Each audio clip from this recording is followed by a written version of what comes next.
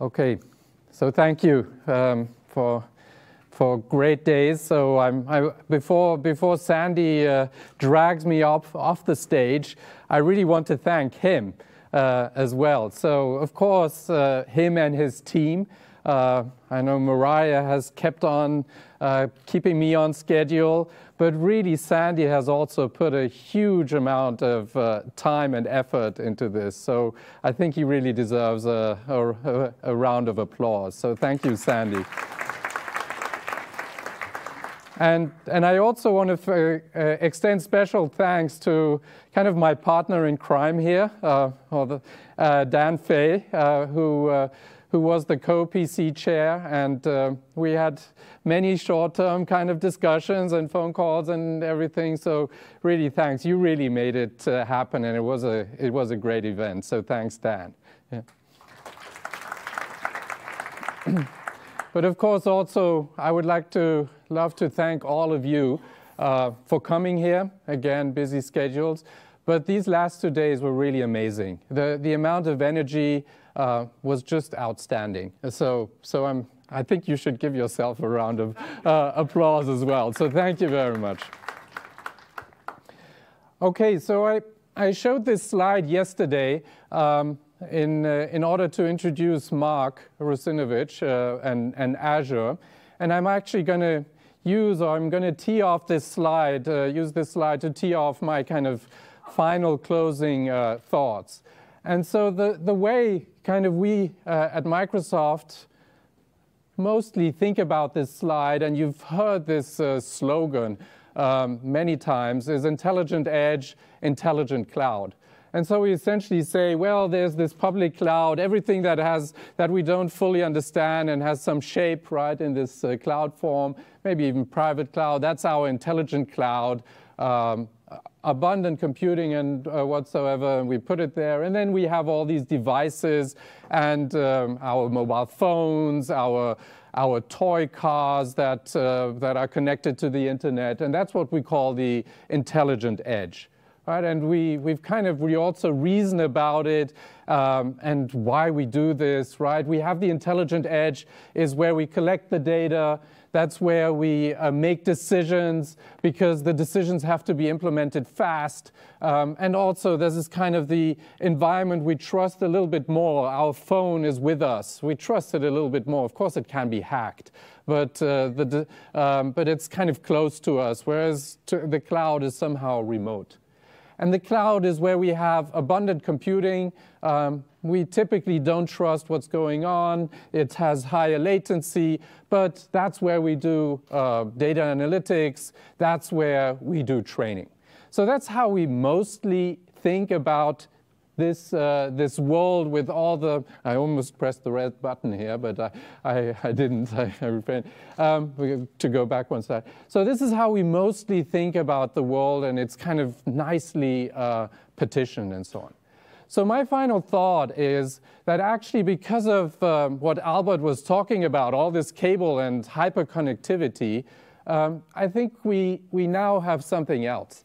Essentially, this is all moving together, and it's kind of transforming to one big supercomputer that we sometimes, and you might have heard that term as well, call the global AI supercomputer. And this is like, think of everything, all the computing devices, somehow they're all connected through the internet, through the same logical fabric. Of course, there are virtual nets, as Albert mentioned yesterday, but somehow they're all connected. And this is one big machine. And I think this is the picture or the metaphor that I would like to use kind of for these brief closing remarks before Sandy catches me off the stage because he wants to go home, right? I assume we all want to go home. So there are essentially two perspectives on this supercomputer. There's the perspective that we probably are familiar with, is the internal perspective, where we essentially look at the components, at each or a set of components of this supercomputer. Let's say a drone that communicates with a mobile phone, for example. But there's also the external perspective, where we really look at this as one machine. Just think of it, this is one machine. Just as today, your phone is not just, or even your car is not just one CPU processor. Your car probably has 100 CPUs inside. And your PC has a GPU inside, has several cores inside. It has, in future, it might have some accelerators inside. Yeah? So just think of this now as this one big machine. Yeah? And the important thing, and I'll come to that, I'll first go to the internal perspective, is that most of the people in the world are not systems researchers like us. Yeah? So systems researchers, yeah, look at the components and somehow how they interact. But most of the people on this planet look at the experience that they have with computing as a kind of one experience, as one machine. And in the old days, this was a PC, and then it was a phone. But now it is really all of these devices that create these experiences. So I want to go a little bit through these two perspectives and start with the internal perspective, because most of the talks that we had here and most of the discussion that we had here was really on the internal perspective. And that is great, great to see, and it's all great work. This is our everyday job, and it's a lot of fun, and we should definitely and must definitely continue that. Right? So all the work we have done in improving components or connections or pieces of this big supercomputer, those are still important and highly relevant, and we still want to keep that work alive. And there are a lot of new ideas, and that is kind of why this I felt that this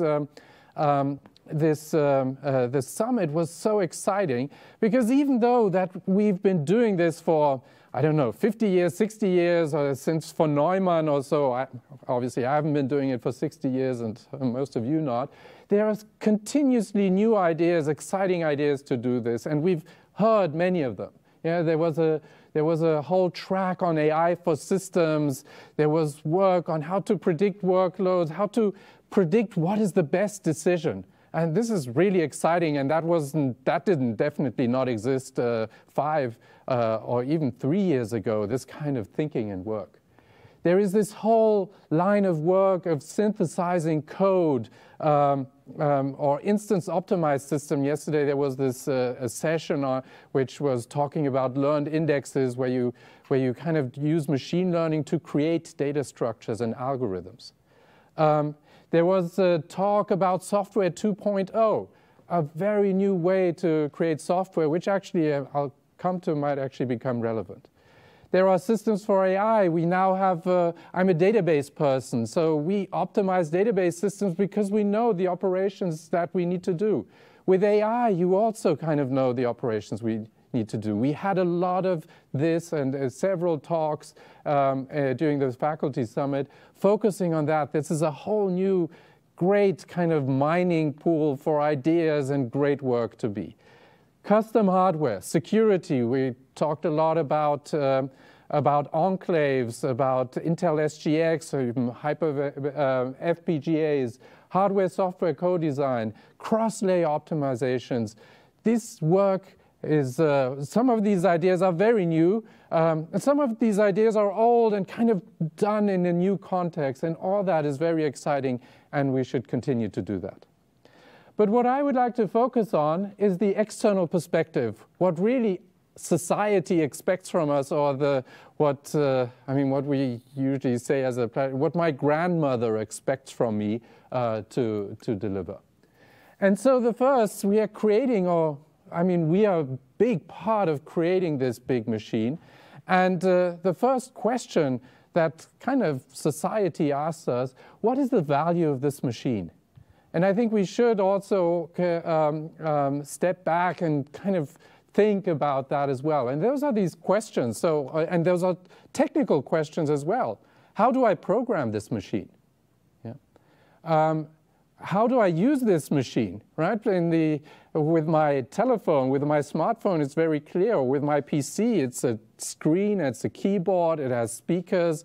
The interaction modalities are very clear. Here, there's so many interaction modalities, and they keep on growing. The programming and the interaction becomes very, very interesting because, of course, we want to program experiences for the user.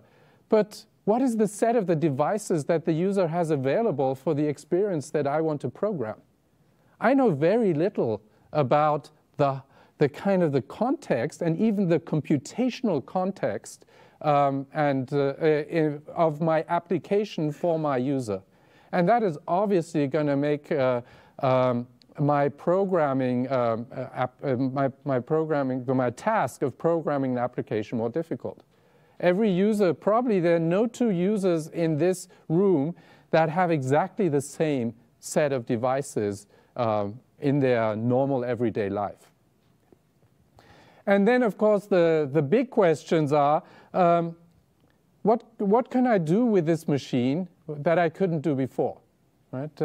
This is not only for us, and I'll get to that to answer that question, because most of the really interesting things that we are doing are kind of solving the world's biggest problems, climate change and so on. It's not that we can do this alone, even as computer science community, but of course we have to reach out to other scientific disciplines and also to the rest of society. And then, of course, maybe one of the most exciting questions for us, and I'm not saying that these are easy to answer questions, is what can't I do and what I would like to do. So that's the first thing I think that we have to kind of deliver. The second thing, of course, that's the plus side. And we all know that society expects from us also to very carefully think about the minus side. And so we really have to think about the risk, and security was a huge topic here over these last 2 days. So what can go wrong? How do I hack this machine? And of course, this machine has every year there are 9 billion new microcontrollers produced. So every year we are producing at least 9 billion attack points. And so we can leak information that we don't want to leak. Somebody can change our information. I'm not particularly happy if somebody, like, I want to go to the Olympic Peninsula on the weekend. I've booked the ferry boat, and if somebody changes the ticket of my ferry boat without me noticing, I'm not going to be very happy. And a lot of this, if you think about it, is going to be one of the big questions is about how to compose security. We haven't talked much about that here, but it is something that we at Microsoft really struggle with greatly because we have many great ideas to many great protocols and many great ideas to solve a specific security problem in a particular context. But now, if you puzzle all of these contexts together and look at different paths through it, that's where the big problems come in security. And then, of course, there's a whole regulation aspect. How do we, as Microsoft, as a big problem for us, prove that we are GDPR compliant, for example? We want to be GDPR compliant. It's really something, and we are doing huge efforts to do that. But of course, we want to prove, and we're proud of all the efforts that we are doing. We want to prove that. And on the other side, of course, we want to understand regulators and when they specify regulations like GDPR and other regulations. And then, of course, there's the normal systems aspect of this, and so there's a plus side and minus side, and of course we need to optimize this machine, and of course many of us work on this again at different aspects, and that's where things again, if you optimize this machine at some point, that might not matter in the bigger context. But we really kind of now, computing is the biggest energy consumer on the planet, and you know all about these stories about Bitcoin and Ethereum, the proof of work. I mean, this is a major sustainability and climate change or it's starting to be a factor because of the economics of consuming energy in this thing. So we have a huge responsibility here to optimize for the sustainability of the planet. And so there are all these other questions, because this is a machine that is not owned by anybody. Yes, it's owned by all of us, and some pieces might be owned by different people. Microsoft might have a fairly big share, because it has many servers, but overall this is still tiny compared to the magnitude of this big machine. So all of these questions are pretty big. And it's not really kind of, yeah, you would say, okay, yeah, that's a good research topic. But then if you think about it 5 minutes, you'll say, well, really, what can I do, right? So what I'm going to do is I'm just going to give you some examples how we at Microsoft Research have been going about this, kind of addressing some of these questions in a way. So we don't have access to this machine. It's kind of woven into our society, into our planet, and into our everyday lives. And we cannot really access it. It's kind of it's invisible, and it's not a test bed that we cannot put it into a lab and replicate it in the lab, even with all the cloud computing and simulation that we have. Even that, we cannot simulate it and we cannot replicate it in a lab. So the way to really go about it is to take a slice of this machine. And that's a very different thinking than that we have typically in systems research, where in systems research you usually take a vertical slice. You look at the stack, and then you take a piece, a vertical slice of the stack. Yeah? But what I'm going to talk about, or what I'm going to give examples, are slices that are kind of go not necessarily vertically and horizontally, they go in zigzag through what this machine is about. And I'm going to start with one example, which might be surprising here, but I'll do it, which is kind of how we thought about education. And one of the examples where Microsoft engaged. And all of these examples are also examples that are not MSR internal or even Microsoft internal. They're all examples where we reached out with somebody else in the world, mostly in academia. And so the first one was about education. And the reason why I'm saying this is an interesting piece of schooling hardware, this microbit. I don't know who has heard of it. It's a very simple processor with some interactions. It has some lights, and it has a little bit of sensing. And this is a piece of hardware that BBC in the UK has advertised and has shipped to schools and is available. You can buy it, you can get it kit. But it also comes, and this is the right side of that picture, with a programming model. So this is it's education, how to bring people, how to convince people to, and children in this case, really children, how to make them program.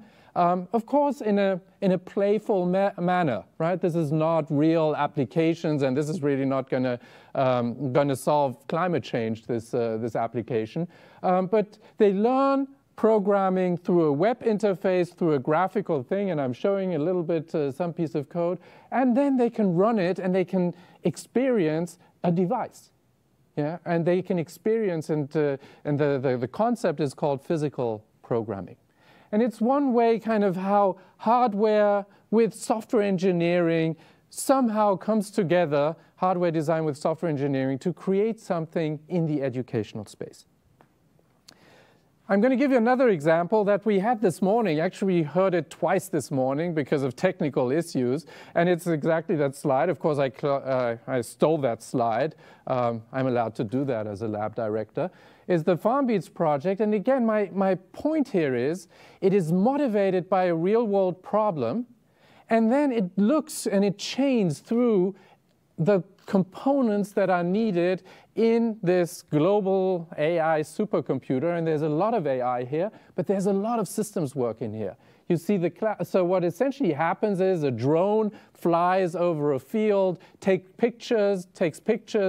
These pictures are kind of a little bit pre-filtered, but they are kind of going through through this TV white spaces network to some edge device or gateway where they are kind of further processed. There's some AI done. They then go to the cloud where there's a little bit more comprehensive AI done in order to understand what is going on in this field. What is the humidity? What is the water kind of saturation of the soil in that field, right?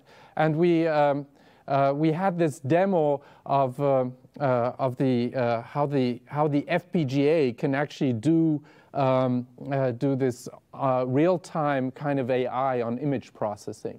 And then, of course, it goes back to the gateway in order to make local decisions at the gateway on the farm on how to kind of do watering and pesticides and chemicals on that field. Again, it is something that is motivated by a real-world need, somehow goes in a very complex way through this AI supercomputer. And by studying these, we learn a huge amount about how to build systems, how to optimize them, and how to make what I said yesterday, this 1% improvement, how to make that really, really matter and valuable. I'm going to give two more examples. The next example, this is again a chart that I didn't do. It's a typical one of these industry block charts, but you really don't have to understand it. I'm just going to tell you the story. What this is about is a water project in California. And again, it's a collaboration. FarmBeats is a collaboration with many agricultural companies, but also with several universities. Just yesterday evening, I was talking to Hakeem at Cornell, who's actually also, Cornell is also collaborating as part of FarmBeats. This is a water project in California, a collaboration with the University of California in Davis, who kind of are the masterminds of water planning. And the problem there is really that you would think that water is, well, this is a simple problem. You collect all the data and that's it. But there are like 400 different data sources that are needed to reason about water supply and consumption in California. One of the big problems is leakages where you waste water because some pipe is broken. But just finding that out sounds like technically from our perspective easy, but really to get there you have to integrate data from multiple sources, and as it is, some of these sources don't like to share their data because they are afraid that they're doing something wrong that is not compliant, or because they have a competitive advantage as a water supplier in their particular region. And so what this really just shows is the flow of the data, how you kind of integrate it in a kind of trusted way so that not every party, how you then analyze it, build different applications, and then how you make, at the very right side, some of those results, again, openly available to make decisions, governmental decisions in California about water. The last example I want to show is one that I'm involved in myself, and I'm saying it because we've been talking about blockchain. I think everybody knows this cartoon from, I think it's from the early 90s. It's in New Yorker. On the internet, nobody knows that you're a dog, right? And it somehow has been in my mind. I love this cartoon because I think I'm a dog, and I was always very happy that the internet didn't know who I really was. But there are cases where you essentially do want to do something on the internet, or you do want to do something digitally, and you want the other side to know, really, this is me. right? I'm actually going through a very weird, so IRS, I did my tax return. Everything is fine. But IRS believes that I'm spamming that I stole my own identity. So they don't want to pay me back my return. And now they are kind of trying to somehow find a way that I can convince them that I'm me. Yeah. So this is actually an interesting problem for the IRS. But it's also a more interesting, maybe a more interesting problem in a much more mundane thing. So let's say I'm kind of the person. Think of the top. I'm the second to the left. I'm a person. I have a phone. And I want to kind of, maybe not even on the internet, I want to buy a glass of champagne. And I want to pay for it digitally. And I want to somehow, let's assume, I forgot my driver's license, my paper. I want to somehow prove digitally that I am older than 21. Yeah. Yeah, okay, you wouldn't question that I'm older than 21, but let's just assume that it's a very kind bartender that wants to kind of be nice to me and ask me and cards me. So that is the case. So essentially, today, you really have to have the driver's license. There's no way for me to prove digitally that I'm 21, right, and that I can drink alcohol. And because online casinos might have this problem, but they probably don't care that much about this problem. So there's a government that issues kind of IDs. There is a bank that issues IDs. Credit cards are in some sense IDs that are issued by banks. But we want to do this all digital. In China, it's all digital in the way that Alibaba or Tencent, they issue the IDs that you do for banking and nobody else. But we really don't want to do that. In our culture, we don't want to trust just one provider like Alibaba to issue IDs for payments. So the idea here, and again, this is it's a problem motivated and it's open. This whole work is kind of standard by W3C, but it has many computational and systems aspects that I want to get to at. So what is happening here? Essentially, we are creating these digital IDs. Everybody can create digital IDs at any time, and they are stored in blockchains. And if there's a government ID, well, it will be digitally signed by the government. And the government can issue it, can give it to me, and I can choose to participate in this very open system, in a blockchain system, think of like Bitcoin, and just put it there. Yeah? And what I would put there is not my driver's license with all the information. What I would really put there is just a hash. Plus, I would put there something and a pointer kind of that points to that signed document. Yeah? And so this is think of this, all these IDs or hashes of these IDs in the blockchain.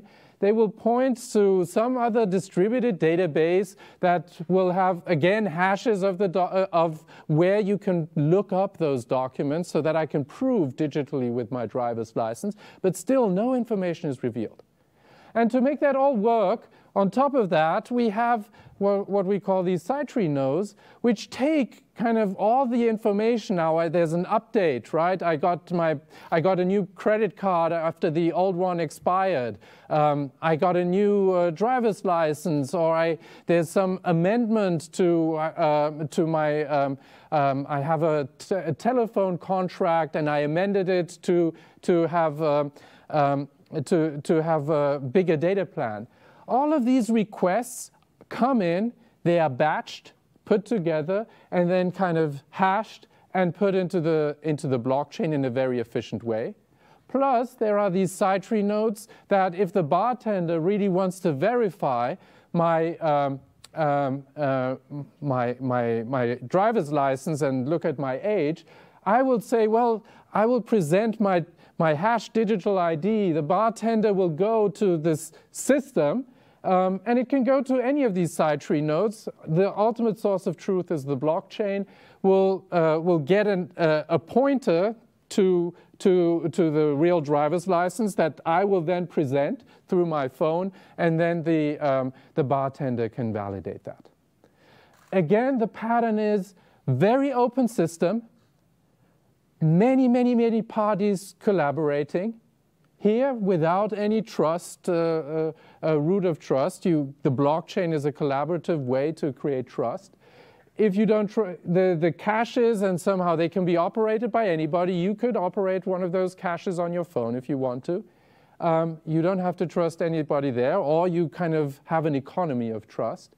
And then you implement a scenario, a real-world scenario, a user, human-centered scenario. And this is another kind of weird slice through this global AI supercomputer that we are kind of all collectively building. So with that, I want to kind of close or at least my part, until Sandy comes back on stage, in the same way that I opened.